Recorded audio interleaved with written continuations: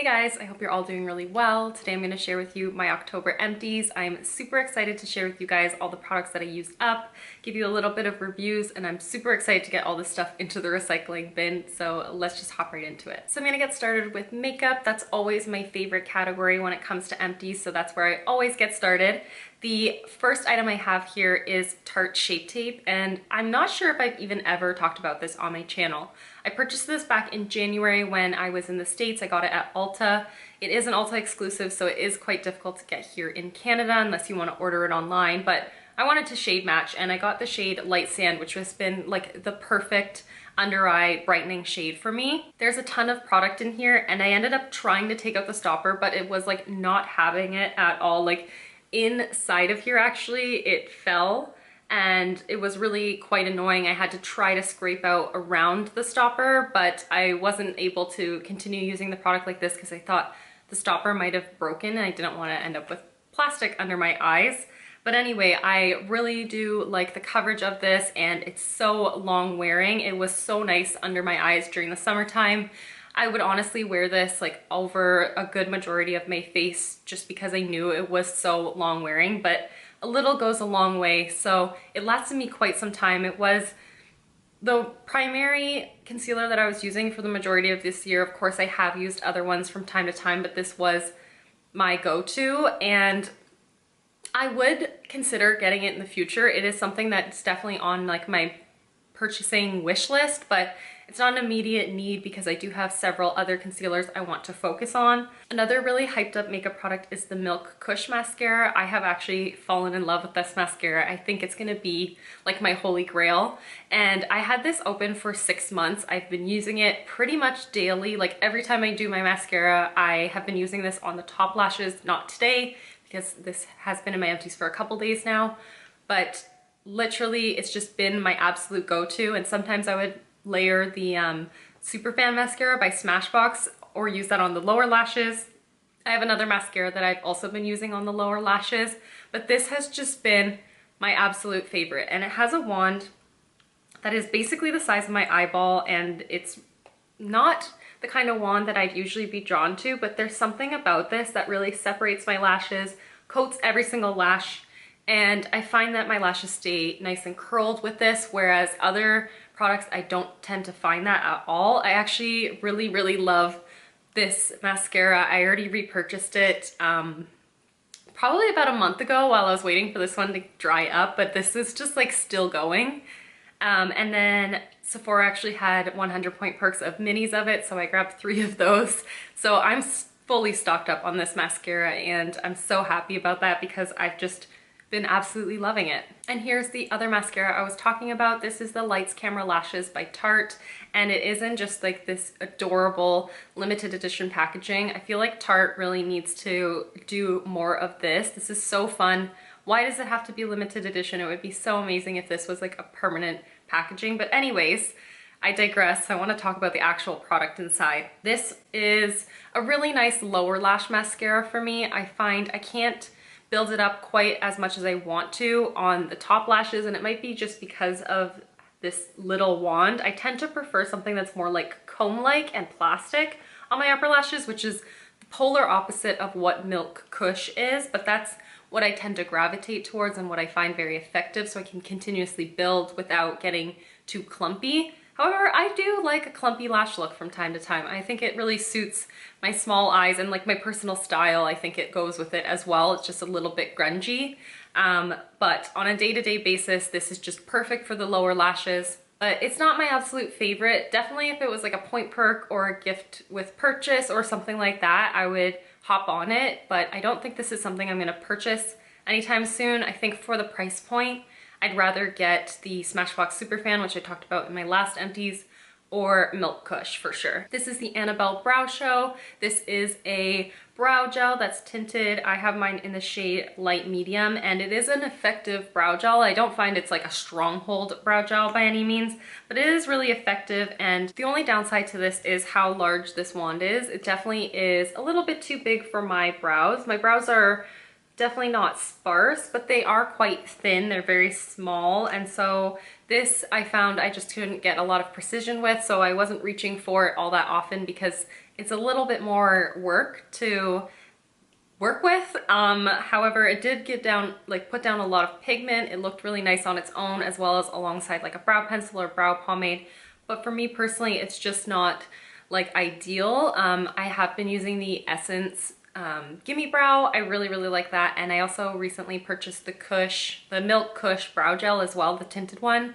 And I have been really liking that one as an alternative to this guy as well. I finished up this NYX Stay Matte But Not Flat Powder Foundation in my Project Pan Roulette. This I finished up the last round. We just started a new round of that Project Pan, but this I finished up within the 4 months of that project. I had started it maybe a week before. I don't know if I'm gonna pick it up in the near future. I have just not been gravitating towards powder foundations as my skin is getting quite dry. But who knows, if my skin type changes next year, then it might be something that I want to pick up again. I finished up this liquid lipstick in my Rolling Project 10 pan. This is Colourpop Alyssa, and as you can see, there is tons and tons of visibility happening through the tube, but I decided not to take out the stopper just because it gets so damn messy. This is an amazing formula. I really do like the Colourpop Ultra Satin Lips. I have a handful of them, and it's a very nice, comfortable liquid lip formula. However, I'm not going to repurchase this guy just because I never repurchase the same lip. Like, I never do, because I always have something that's a little bit comparable within my collection. Or of course, I am a little bit of a lipstick junkie, so I want to try out new formulas. I'm personally not going to be picking this one up again, but if you've never tried the Ultra Satin Lips formula, this is a really nice one. If you're looking for a more cool toned, everyday pinky mauvey nude, this one is really nice. Basically, if you've been on my channel for any amount of time, you'll be familiar with this. This is Benefit Rockateur. I've had it in several project pans, and I'm going to be decluttering this just because I finally reached my goal on it of hitting pan, and I did not hit this much pan actually. This is just from it sitting in my empties bag and me bringing it upstairs today. It just got destroyed.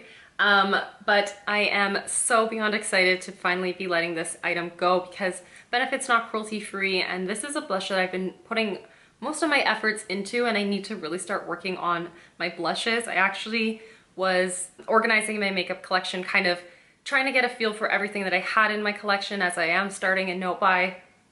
I wanted to just like reorganize it, refresh it, refamiliarize myself with the things that I have. And so I noticed that there's so many blushes that I haven't used as of late, and that's because I was focusing on this guy right here. So it is definitely time to let it go and focus my efforts on other things that I own and love. And my final declutter is this one right here. This is the Annabelle Twist Up Retractable Lipstick Crayon. I tried to use this in my Project Pan Roulette the last round, and I did use up a fair amount of it, but then I ended up letting it melt in my car, and it hasn't been the same quite since. I keep trying to make this work. Every once in a while I'll reach for it and put it on my lips, but the product itself, like in the tube, is so, like it's never re-solidified, and it's so hard to use. So because there's so little left in this, I figured I might as well just let it go. I waited until it got cooler out just to see if maybe it would function a little bit better without the humidity in the air, but unfortunately it just hasn't gone back to what it was. I've got a couple skincare items to talk to you guys about as well. I'm going to start with the Nova Scotia Fisherman. This is the Extreme Lip Care Nova Scotia Sea Kelp Lip Balm. I think that's the whole name. And I really like the packaging of this because it's like a little tube, and you actually just push the lip balm up instead of like rolling it up or anything like that. So you can see I just pushed it with my finger, and I used up so much of this. You can see I actually dug out more of the lip balm. It was a really nice lip balm, and it left my lips feeling really nourished without feeling too overly coated or glossy or anything like that. It sat really nicely underneath of lipsticks, and this tube itself lasted me almost a year as well. This is a line that I know nothing else about. I just picked this up at the grocery store one day kind of on a whim, and I really did like it. I would definitely consider picking up more products from the line, and I would consider picking this one up again as well. This is the Henriksen Balancing Force Oil Control Toner. My skin is no longer oily, so I am decluttering it with only the smallest amount left in it. I've been kind of holding on to it for about like a month or so just to kind of see if my skin ever needed it, but I haven't been needing it, so I'd rather just get rid of the packaging at this point. My skin, now that it's dry, I have no need for it. But when my skin was super oily, and like I'm talking, I was so oily, this was amazing to just kind of combat that. I would use this underneath my makeup before my moisturizer. I would use this at nighttime if it was like really hot and humid out in the air, so that I didn't wake up as like a slick, greasy mess, because that's my reality. But I really did enjoy this. This is a really, really nice, refreshing feeling toner, very effective at balancing the oils as well and mattifying throughout the day.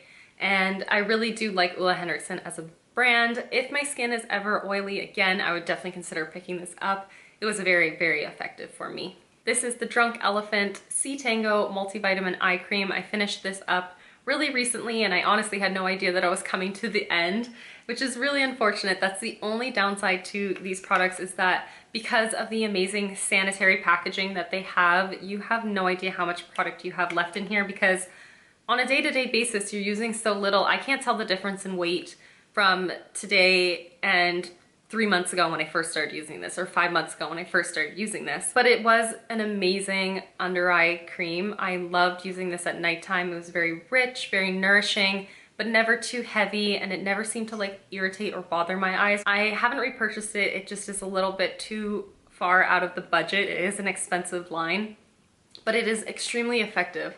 Like really, really effective. If you're looking for a nice eye cream and you're not necessarily looking for anti-aging, but something that just is gonna really nourish the under eyes and brighten under the eyes and just maybe be a bit more preventative, I highly recommend this. I finished up a natural deodorant. This is the Piper Way or Piper Y natural deodorant, and I absolutely loved this, but I don't like the method of application in a tub. There's just something that I just don't adore about this, so I don't think I would pick this up again. However, it was extremely effective, but it took me almost like 14-15 months to get it used up, because this is just not my favorite application method.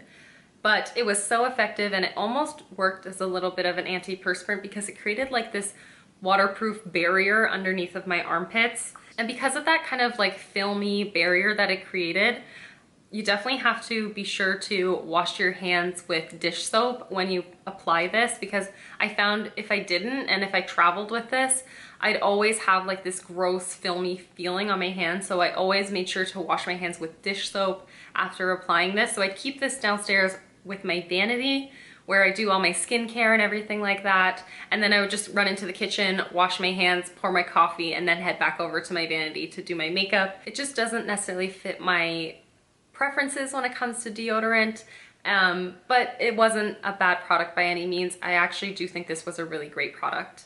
And I actually am decluttering another potted deodorant, and not for that reason at all. I have to get rid of this because unfortunately this product right here, the Schmidt's natural deodorant, this is the Bergamont lime scent.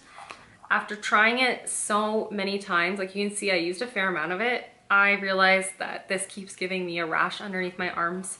I actually got really irritated, really bothered, and I couldn't like shave under my arms or anything like that because this was so painful. I don't know why that is, because I have used their stick deodorant before and had no issues whatsoever. So I don't know why this guy is a little bit more difficult to use, but unfortunately I'm gonna pass this on to someone else. I've just been in my own world. I didn't even realize how dark it ended up getting while filming this. So sorry that the lighting's probably changed so much throughout this video, but it's totally overcast outside now, and it was pretty cloudy before, but the sun's also probably about to set too. So I'm gonna try to speed through the rest of this. So there is a couple more skincare items I have here. This one is the Yes to Coconut Hydrate and Restore Facial Cleansing Wipes, or Cleansing Facial Wipes, and I like these. These are very nourishing. My skin has definitely been needing that as of late, and it's just a nice, easy way to just remove your makeup, like when you're sitting on the couch and you're gonna wash your face in the shower later, or when I hop in my car after a long day and I have like an hour's drive to wherever I'm going and I just want to take off my makeup. This is perfect for that, and I would love to minimize my consumption of makeup wipes, but they are just something that I find so easy, and I keep finding myself repurchasing them, but I'm gonna try to hold off on purchasing any makeup wipes for the next little while, maybe until like Christmas time if we have a little bit of traveling to do or whatever. I would love to purchase these again because they are so good and effective, and I definitely do recommend them if they fit into your lifestyle. But for me, I really want to minimize my consumption of these kinds of things. So I'm gonna try my best to hold off, but they are very good. And in a similar vein, I have the Yes to Coconut Ultra Hydrating Moisturizing Paper Mask. This is a sheet mask that I used actually just last week. I picked it up on a whim because my skin was so dry and so irritated that day. Actually, it had been for a few days prior to this, and I saw this at Walmart for like $3.50, and I was like, you know what? I need a quick fix. I need to just repair my skin. And it was very nice and nourishing, but at first it definitely did tingle. It almost stung a little bit, and I was going to peel it off because it felt like it was doing more harm than good. But I left it on for about half an hour, and I think it says you only need to leave it on for 10 minutes. But I just like sat there for like half an hour and it just enjoyed the idea of treating my skin. Again, a lot of waste goes into these, and I rarely pick up sheet masks. I think this is like the third or fourth that I've ever used. So it's definitely not something that I make a habit of, but it just felt like I wanted like that immediate satisfaction, and this definitely gave that to me. I've got two hair care items to talk about. The first one is just a little travel size, or actually like a deluxe size sample I got in an Ipsy bag. This is the Eva NYC Forget Me Not Dry Conditioner. I got this in an Ipsy well over a year ago because I haven't even been subscribed to Ipsy for about a year and a half.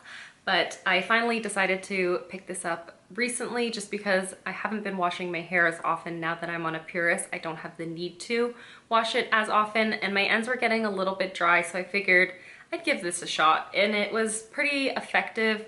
I do like that it's not very heavy at all, but it definitely isn't something that I just think is an essential in my routine. I already own hair oils and leave-in conditioners, and that's the kind of thing that I purchase not frequently, but the kind of thing that I purchase anyway. So I'm not gonna add a like dry conditioner into my routine or into my hair collection. I'm just not, because it's just gonna add an extra product, an extra step, and it's just not an essential. But this one was very nice.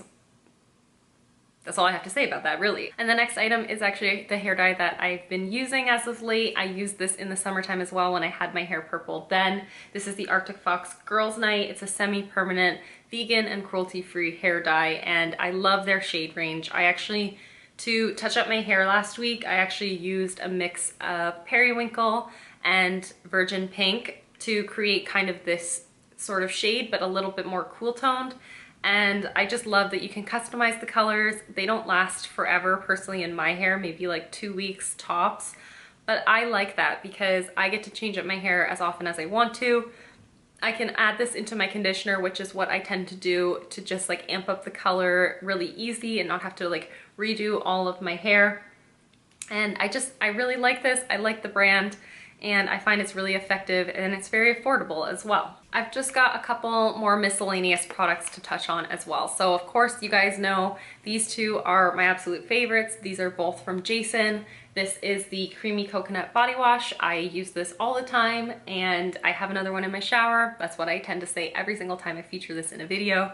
And this is the Jason C Fresh Toothpaste. This is the strengthening one. I used to love Power Smile, which is absolutely amazing as well, but there's just something about C Fresh I like even more. And of course, there's another one in my bathroom of this as well. This last item is a very weird one for me to be adding into my Beauty Empties, but I didn't really know how else to fit this into my channel, and it's something that I have recently realized that I really do like, and it's actually a laundry detergent. This is the Boulder Clean Natural Laundry Detergent, and it doesn't have a strong fragrance. I'd say it's like a slightly citrusy, soapy kind of fragrance, nothing too harsh. I never really like highly fragranced laundry detergents because I do tend to find that I get a little bit irritated by that, but it is a Leaping Bunny certified laundry detergent, and it says that it's good for 50 loads, and I can vouch for that because the first time that I purchased this, I actually did a tally on the back of the bottle where every time I used it, I counted, because I feel like no other laundry detergent actually gets the number of loads that they claim. So I don't have a high efficiency laundry machine because the apartment that I live in just didn't come with one, and of course I'm not going to buy one here, but it says 100 HE loads and then 50 regular loads, and I think I got like 52 loads out of it. So I really do like this. I find that it's a really nice, effective laundry detergent. I think this was my second or third bottle. I also purchased the little like packs, like they have little, I don't know, little packs. What do you call that? Like a pod that goes into your washing machine. And then now I recently purchased just like the larger container, which contains like 2.5 the times of this. And it's really good. I got this at the grocery store, like at Zayre's.